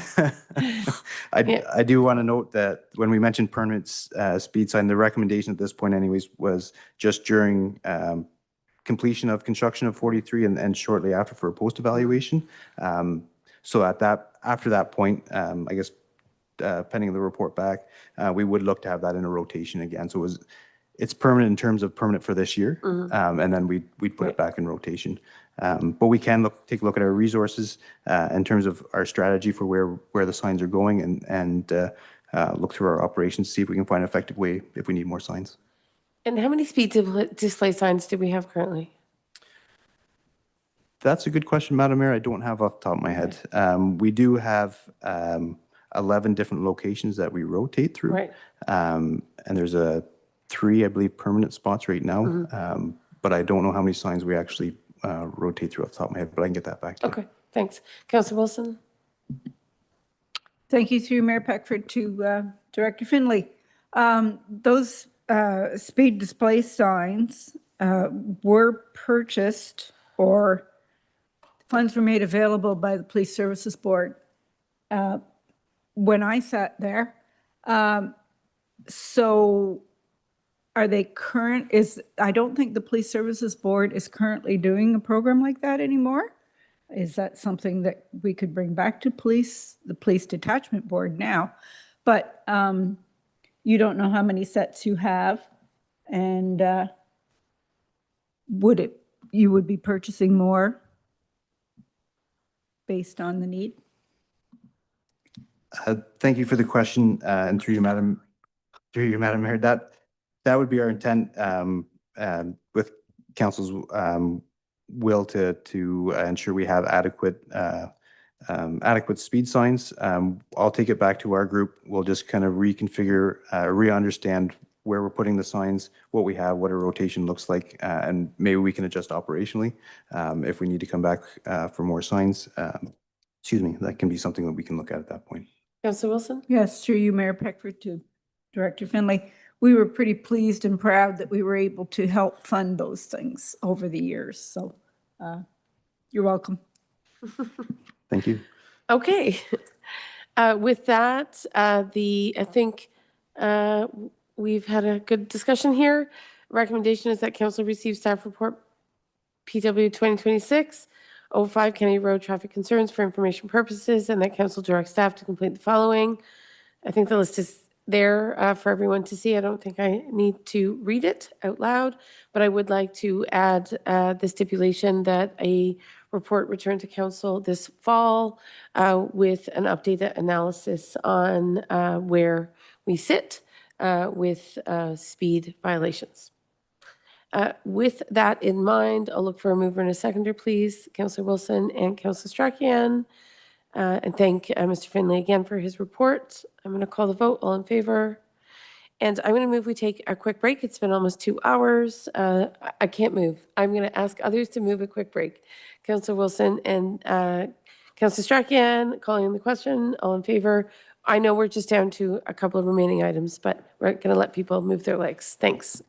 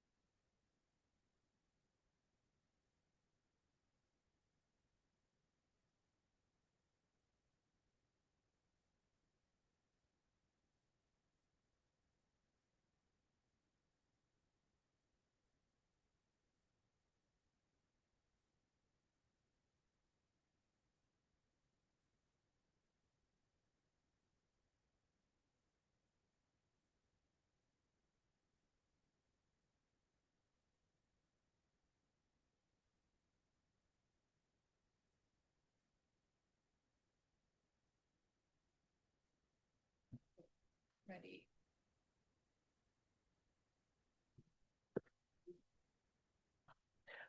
Okay, we're going to get started. We have J3 next, which is the Settlers Grant Phase 5 and 6 subdivision assumption. And we'll be inviting Mr. Finley to give us a brief overview. Go ahead, Mr. Finley. Perfect. Thank you very much, Madam Mayor. Like you mentioned, this is in regards to assumption of Phase 5 and 6 of the Settlers Grant subdivision. Next slide, please. So just a bit of background. The subdivision was executed in 2006. Subdivision agreement, sorry, was executed in 2006 with works completed in 2025. This subdivision is located just off of River Road, and I should have a picture coming up next. Basically, what we're at this point through the subdivision agreement is that all works have been constructed in a manner that is acceptable to the municipality. All deficiencies have been corrected, and we are looking to assume the assets for the subdivision. Next slide, please. So this does give you the M plan for the subdivision. Again, as we mentioned, it's comes off River Road, which would be, I guess, to the left of the screen. It has two areas as well as a stormwater pond, two sections of roadway. Next slide, please. And that comes to the recommendation, as I mentioned, they have met the requirements of the subdivision agreement, so staff are recommending to pass a bylaw to assume those works. I'm happy to answer any questions council may have. I'm just curious, what's the time from the commencement of the subdivision to the assumption of Phase 5 and 6? Would it be over a decade? That's what I thought. Yeah. I wanted to say a decade because I thought that would be the outer limit. But it's a 20-year process to assume a subdivision? Thank you for the question, Madam. It does depend on movement of the subdivision. There are some parameters in there on when items such as top lift of asphalt can be put on based on build out of the subdivision. So there is some time items there, as well as how long it takes the developer in cooperation with us to address all the deficiencies. So it just depends on the workings from the developer's aspect to correct all the items to our satisfaction.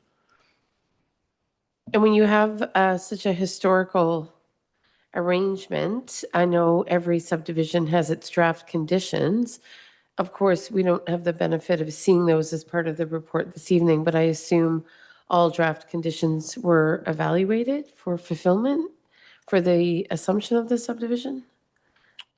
Thank you, Madam Mayor. Correct. So all the draft conditions would need to be met for the subdivision to be registered. And then at that point from registration, we have the subdivision agreement, which outlines all the requirements that need to be constructed and met before the municipality will assume maintenance of the infrastructure. And it's staff's recommendation that this has been met and to assume the infrastructure. Okay, sounds good. So colleagues, I see no other hands. Deputy Mayor? Yeah, thank you, Madam Mayor. Through you to Director Finley. I'm looking at Schedule 1, the plan for Phase 5. Can you identify where the easements are? What easements are we now entering into an agreement for? Do you know? Thank you for the question through you, Madam Mayor. You won't see the easements on this plan as they identify just the blocks of the parcels of land. Okay. But they are drainage easements in between the roadways, the lots in between them. There's a drainage easement that runs through that area to collect rear yard drainage and transfer it out, as well as typically on the edges of the subdivision. Those are the areas, and then where those outlet. So there's a number of drainage easements that we're looking at, but they aren't identified on that plan. So it doesn't refer to like block 84 and 85, what I see. So through you, Madam Mayor, those blocks are the stormwater blocks that are transferred to the municipality. We're assuming those assets for maintenance now. There's easements on the other parcels of land where drainage would occur. Okay, thank you. All right, any other questions, colleagues? If there are not, then I would look for a mover and a seconder. I don't think we have any choice when it comes to the assumption of a subdivision ultimately. Deputy Mayor, would you like to move the recommendation? Okay. And look for a seconder. Thank you, Councillor Strachian. Obviously, the motion would be that council approves the formation of a new easement agreement and assumption of the infrastructure within Settlers Grant Phase 5 and 6. As per the recommendation that's before us this evening. If there are no other questions, I'll call the vote. All in favor? That carries. So next, feels like it might be a bit of a repeat, Mr. Finley. You'll tell us about the Oxford Heights subdivision. Is it also a 2-decade process? Thank you, Madam Mayor. And this is a repeat, but not in terms of timelines. The subdivision for Oxford Heights was actually completed in 2021, and we're only about 5 years in terms of construction and build out of this one. So next slide, please. So again, bit of history on it, as we mentioned. So August 2021, the subdivision agreement was executed. And then the works were completed in 2024. We did have a warranty period that got us to 2025, October of 2025 for that top lift of asphalt and all deficiencies to be corrected at that time. Since then, we've as we mentioned, we're moving forward for assumption of the asset. This is phase 2 of the Oxford Heights, which I'll show a picture in the next slide. Again, it is a rural subdivision where the requirements of all the roadway network, stormwater, and items were identified through the subdivision agreement. They have been built and constructed to our satisfaction per the subdivision agreement, and we are recommending assumption. So next slide, please. So this outlines the subdivision location, and again, the roadway network that you see here. And again, to I guess, identify from Deputy Mayor's previous comment, there are drainage easements along some of the side lots on this as well. They aren't identified in this M plan because this is just a lot fabric, but that's what we're referring to in terms of the easement piece of the recommendation. Next slide, please. Oh, there we go. Sorry, I did put it on 2 slides. Yeah, there's the easements that we were referencing in this one. Next slide, please. So as we mentioned, they have met the requirement or fulfillment of the subdivision agreement, so staff are recommending that council approve assumption of the assets into our maintenance. And if I am happy to answer any questions that council may have. Any easement questions, Deputy Mayor? No, but I could ask a drainage question. Absolutely. So Now's your time. well, it's not a question really. I just note that there's a mutual agreement drain. So a mutual drain. So it'd be up to the property owners to maintain it at their own expense. A shared expense, right? Thank you. And we can, through you, Madam Mayor, there is that mutual drain agreement. Now, it was part of this property to the neighboring property. So the municipality will become party to that because our drainage in the subdivision does outlet to that drain. So there is a change in ownership from the previous owner to the municipality for that part of that mutual drain agreement. Great. Anything else? Seeing nothing, I'll look to the Deputy Mayor. Would you like to move the assumption of the Oxford Heights subdivision? The recommendation is before us. I'll look for a seconder. Seconder, please. Councillor Wilson, and that recommendation becomes a motion that council approves the formation of a new drainage easement agreement and the assumption of the infrastructure within Oxford Heights Phase 2 as stipulated in the recommendation before you this evening. So with that in mind, colleagues, I will look to you for the vote. All in favor? All right, that carries. So with that, we're down to correspondence. I did ask that the Eastern Ontario Wardens Caucus priorities be shared with council colleagues. So thank you, Ms. Boss, for pulling that out. I would note that the Eastern Ontario Wardens Caucus represents over 1 million residents covering 50,000 square kilometers. They've identified 3 priorities for this year that are not dissimilar to previous years, including supporting affordability for rural and small urban municipalities, businesses, and residents, creating a regulated paramedic college in Ontario, and modernizing the OPP Billing and Provincial Offences Act fines model. I just want you to note that EOWC, representing Leeds and Grenville and member municipalities, did have a multi-ministerial meeting this past January during Roma with a number of different ministers as well as members of the opposition. And there is a fulsome report that was included in your package. So all to say that as a member municipality of the United Counties, which is a member county of the Eastern Ontario Wardens Caucus, lots of work is being done on 3 key areas of priority. And should you ever have any questions, our warden, who is Karina Smith-Gacky, Mayor for Leeds and 1,000 Islands, is certainly more than happy to answer any of your questions. And that's really all I have. I'm going to move on. Seeing no other questions, there is correspondence listed here. If anyone wishes to highlight correspondence for a future discussion, you can certainly do so now. Seeing nothing at the present time, of course, you can reach out to the clerk's office should you have a particular inquiry. I would just note that under K.2.12, support of school bus safety and stop arm systems resolution, which I think is a result of both Mayor Wilford and ourselves, there is a growing list of municipalities that are joining the ranks to call for stop arm camera systems to be implemented, of course, with the support of the province. And thank you to Ms. Boss for, I think, circulating that on behalf of North Grenville. And as I think we've previously noted, Mayor Wilford has done the same. So we look forward to seeing that list grow even further. With that, I'm going to move on. Notices of motion for this evening. Any notices of motion for future consideration? Not seeing any. I should recognize that Councillor O'Sullivan is out of the country. And I meant to say that at the beginning, but I'll say it now. She's not with us this evening because she is on some family travel out of the country, but looks forward to joining us in a couple of weeks. Petitions and written communications, we see none. Miscellaneous and unfinished business, none.